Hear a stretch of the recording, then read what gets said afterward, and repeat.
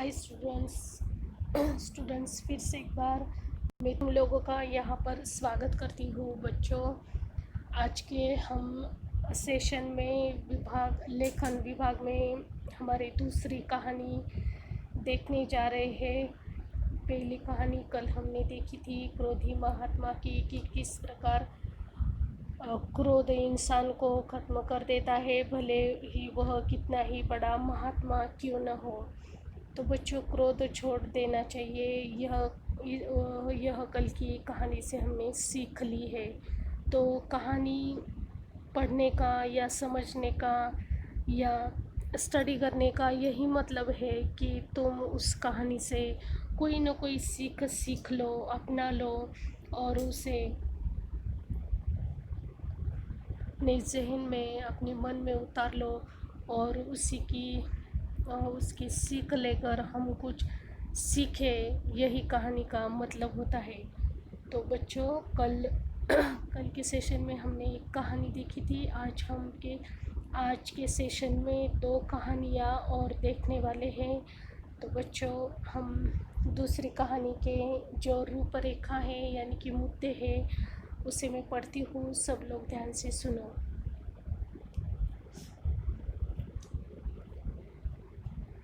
तो बच्चों, यहाँ पर स्लाइड पर तुम लोगों को कहानी के मुद्दे दिखाई दे रहे हैं।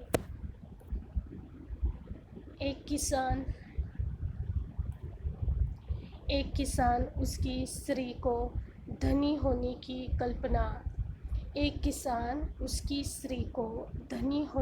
कल्पना उसकी स्त्री यानी कि उसकी पत्नी।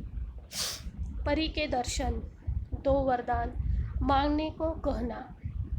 किसान की स्त्री का लोभ, गहनों का शौक। हाथ सोने का बना दो। हाथ रुक जाना तकलीफ, दूसरा वरदान मांगना। हाथ पहले जैसे बना दो। परी का तथास्तु कहकर उड़ जाना और सीख। तो इस प्रकार हमें कहानी की रूपरेखा दी है।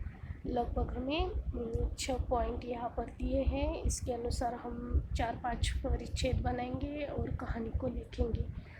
तो यहाँ पर कहानी की रूपरेखा पढ़ते हुए हमें समझ में आया कि यह वरदान है और गहनों का शौक होना है कि नहीं। हाथ सोने का बना दो, इस रूपरेखा से हमें पता चलता है कि इस कहानी का शीर्षक क्या होना चाहिए। तो बच्चों, इस कहानी को हम शीर्षक देंगे लोभ का फल या लालच बुरी बला। तो बच्चों, देखेंगे कहानी। लोभ का फल, अति लोभ अच्छा नहीं होता, लालच बुरी बला होती है। ज़्यादा लालच अच्छा नहीं होता, मन में लालच जाग उठना यानी कि इंसानियत को नाकारना है, या फिर इंसानियत हमारी, मनुष्य होकर भी इंसानियत को हम बेच देते हैं। इसीलिए लालच करना बुरी बात है। समाधान होना चाहिए ज़िंदगी में। हम जिस छोर पर है वहाँ पर संतुष्ट होना चाहिए, खुश रहना चाहिए। ज़्यादा लालच अच्छा नहीं होता है, क्योंकि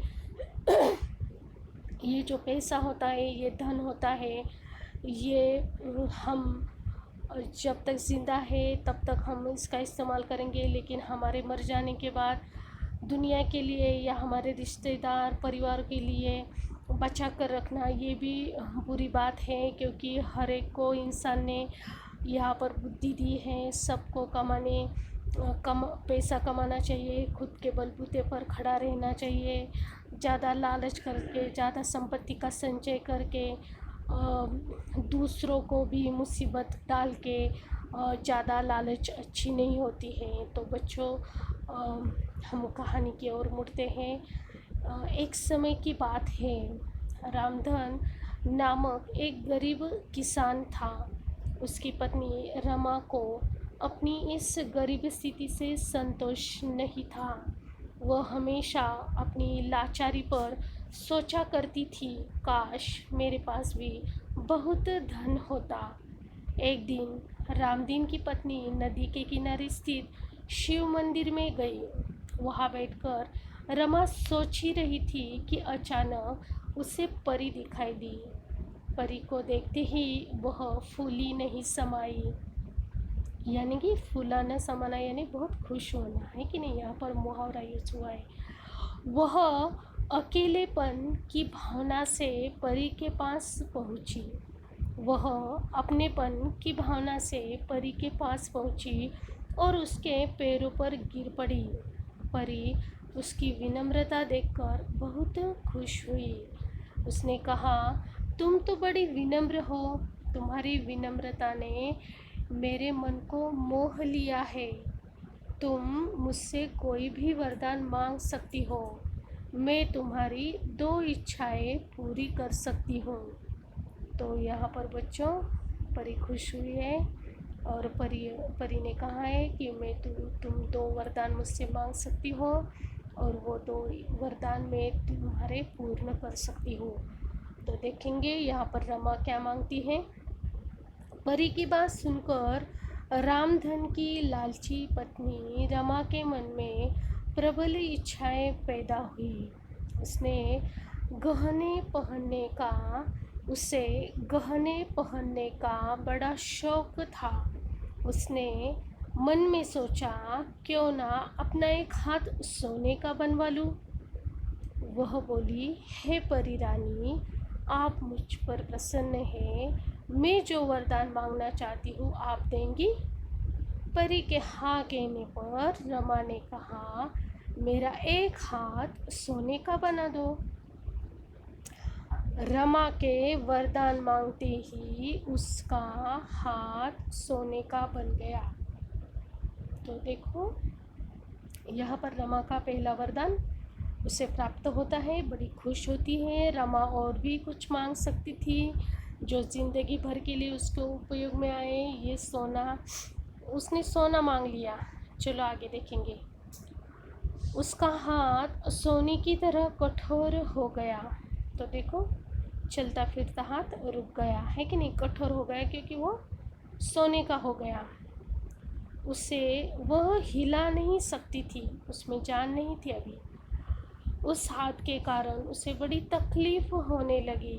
परी और लोगों के पास जाना चाहती थी, इसलिए परी ने रमा से कहा, तुम दूसरा वरदान मांगो। रमा असमंजस में पड़ी थी कि अब क्या वर मांगूं। उसने रुआसी होकर कहा, मुझे रुआसा होना यानी कि निराश होना, मुझे यह सोने का हाथ नहीं चाहिए। मेरे हाथ को पहले जैसे बना दो। परी ने रमा की बात सुनकर तथास्तु कहा और उसका हाथ फिर से पहले जैसा बना दिया। अपने लोभ के कारण किसान की पत्नी के दोनों वरदान व्यर्थ चले गए। वह माथा पीटते रह गई। तो बच्चों इस प्रकार रमा को चांस मिला था। रमा कोई अच्छे से 2 वरदान मांग सकती थी। तो बच्चों वो 2 वरदान कौन से मांग सकती थी, अच्छे वरदान कौन से जो उसके ज़िंदगी भर काम आए, वो सोचकर मुझे ज़रूर बताना।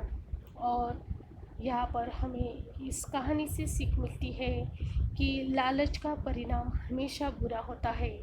लालची आदमी को कभी भी सुख शांति नहीं मिलती।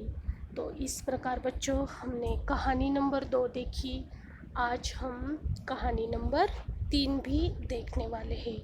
तो बच्चों कहानी नंबर 3 की मैं रूपरेखा पढ़ती हूँ।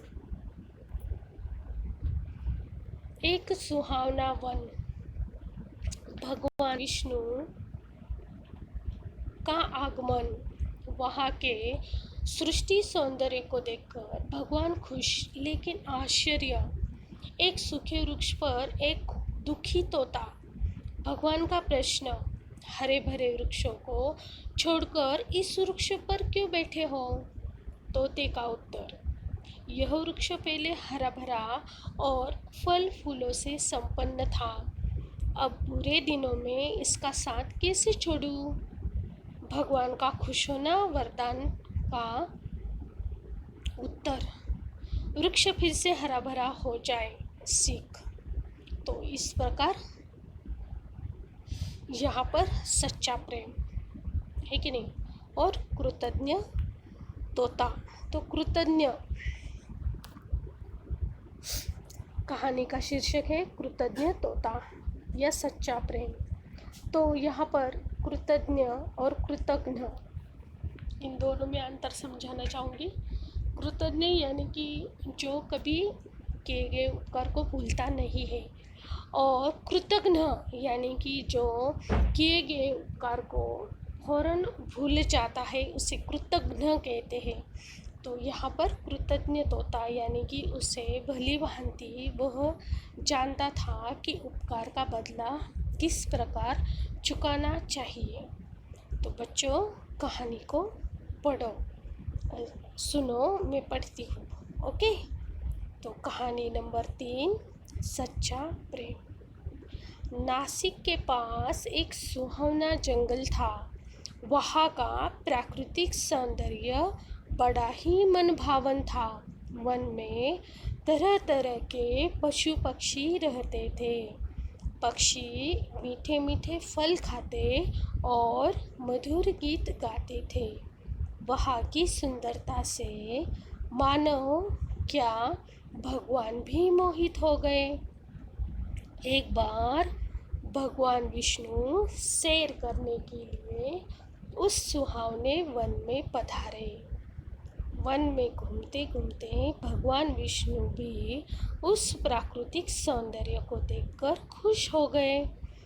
वे जंगल में भ्रमण कर ही रहे थे कि एक सूखे वृक्ष की तरफ देखा तो बड़ा आश्चर्य हुआ और कहा, अरे ये मैं क्या देख रहा हूँ।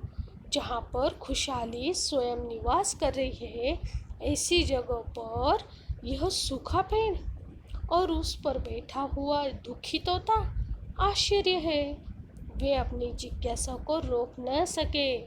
भगवान ने तोते के पास जाकर पूछा, हे तोते, इस जंगल में इतने सारे हरे भरे वृक्षों को छोड़कर यहाँ क्यों बैठे हो और उदास क्यों? किसी ऐसे पेड़ पर आश्रय क्यों नहीं ले लेते जो हरा भरा हो? तोते ने उत्तर दिया, हे भगवान, किन शब्दों में मैं अपना दुख व्यक्त करूं? यह वृक्ष पहले हरा भरा और फूलों फलों से लदा हुआ था। मैंने उसके साथ अच्छे दिन गुजारे हैं। अब बुरे दिनों में इसका साथ कैसे छोड़ूं? सच्चा मित्र तो वही है जो बुरे दिनों में काम आए। मैं ऐसे बुरे दिनों में इसको दुखी छोड़कर नहीं जाऊंगा। इसके साथ ही मैं अपना जीवन बिताना चाहता हूँ। तोते का वृक्ष के प्रति प्रेम देखकर भगवान विष्णु फूले न समाये। उन्होंने तोते से कहा, मैं तुम्हारे इस सच्चे प्रेम पर प्रसन्न हूँ। विष्णु जी ने वृक्ष को आशीर्वाद दिया, तथास्तु, और देखते ही देखते वृक्ष फिर से हरा भरा फूलों फलों से लद गया। यह देखकर तोते की खुशी का ठिकाना न रहा। इस कहानी से बच्चों हमें ये सीख मिलती है, हमें अपने मित्र का साथ मुसीबत के दिनों में अवश्य देना चाहिए। किसी के उपकार को कभी भूलना नहीं चाहिए। तो बच्चों इस प्रकार हमने तीसरी कहानी में देखा कि तोता बिल्कुल भी भूलता नहीं है। भले ही वृक्ष उसके साथ बोलता नहीं था, अपनी भावनाएं व्यक्त नहीं कर सकता था, लेकिन तोता उसके दुख को समझ पाया और उसने उसका साथ देना ठाना। लेकिन भगवान विष्णु भी आ गए और उन्होंने तोते की दुख को समझा और फौरन उस वृक्ष को हरा भरा कर दिया। तो वृक्ष भी हरा भरा हो गया और तोता भी खुश हो गया। तो बच्चों इसी के साथ आज का हमारा ये सेशन पूर्ण होता है। ये कहानियाँ पढ़नी है, किसी को बतानी है, बताने से और भी ज्ञान बढ़ता है और ध्यान में भी रहता है। और इन कहानियों को तुम्हें अच्छे हस्ताक्षर में लिखना है। तो बच्चों यहीं पर रुकते हैं। Thank you students.